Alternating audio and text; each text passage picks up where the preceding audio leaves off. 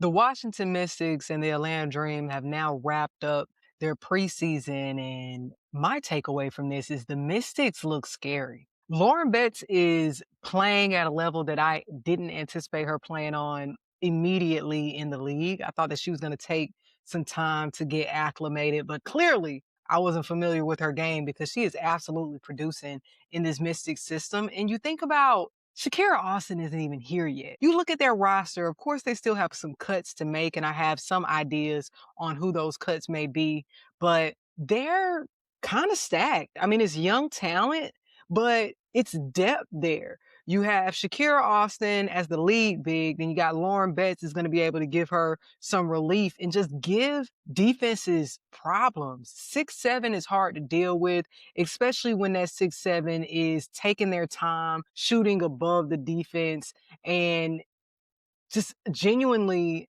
making an impact on people's shot, like making it difficult for people to come down the lane. And then I think about the wings. They have Michaela Onyenwere, who is an experienced wing player. Then you have Cody McMahon, who's just showing her dominance early. I think that her defense is translating very well. She can go get a bucket when she needs to. She's expanded her range to around the perimeter. So they have depth there. Then you think about their guards. When Georgia Amore takes a sit, you have Rory Harmon coming in to push pace. Again, they're young players, but this is a team that youth can persevere. I believe that if they wanted to take on this season with guards Georgia Amore and Rory Harmon, I trust it. I know this is preseason, but just the confidence that they're approaching these games with, the IQ, the way that they're able to see the floor, the way that they're able to push the pace, I do love that they both have defensive intensity. Being real about the defensive side of it, I think that Roy Harmon edges out as a better defensive player at times when it comes to on-ball defense. I think that Georgia Amore can be a bit of a liability when she's going up against shifty guards like the Atlanta Dream, when you have Jordan Canada and you have Ryan Howard and Alicia Gray. I think that Rory Harmon had a better cover on those one-on-one matchups, but as far as offense, Georgia Amore is getting that shot off. Even when she misses, it's a good look.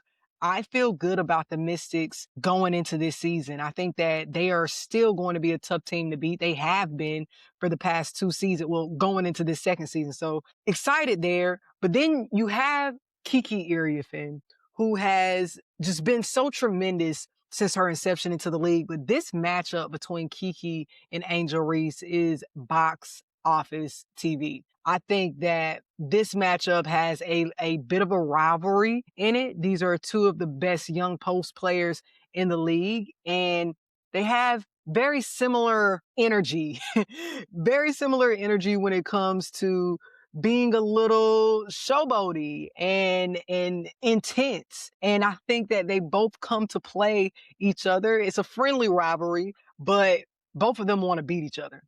And I love it. I love when you get that energy from Big specifically. And Kiki has to learn to let her emotions settle in a little bit because I think that Angel can take her out of her game. Angel has a skill in being a pest. I think that she can bother people. And she got Kiki into foul trouble very early on. Kiki had 4 fouls in the first half of the game.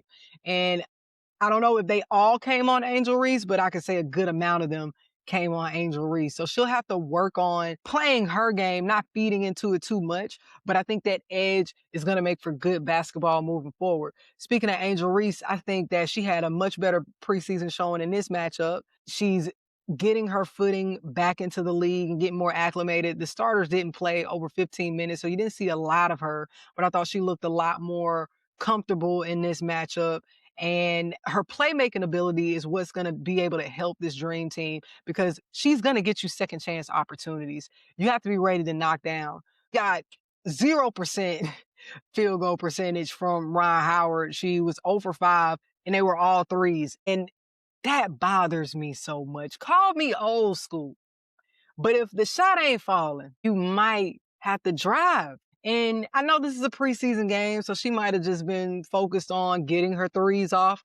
But this is something that we saw from Ryan Howard last season, and it was the inability to, or I don't even want to say the inability, it was the slow adjustment from taking those perimeter shots when they aren't falling to driving to the basket when she's such a crafty player around the rim. Angel is going to create those opportunities for Ryan and Alicia. They're going to have to keep moving, whether it's slashing to the paint, whether it's feet ready around the perimeter. That's going to impact Atlanta. Sika Kone also looked a lot better in this matchup, and she could end up being a factor. She didn't get a lot of minutes last season. They didn't trust her a lot. So I'm a bit skeptical on if they do this season, but how the roster is made up, they're going to have to give her more burn this season because they're going to be without Bree Jones for a while. I don't know how long Stephanie Jones lasts. I didn't really see her be impactful, Bree Jones's sister, but it looks like they're short when it comes to post players, like short in depth and maybe a little undersized in height. But they have Medina Akai, who I thought would be better suited on a developmental roster spot. But after this preseason showing, I know that she was playing against some of her college peers, but in general, I felt that the activity defensively looked really good. Like just her feet being active, her feet moving.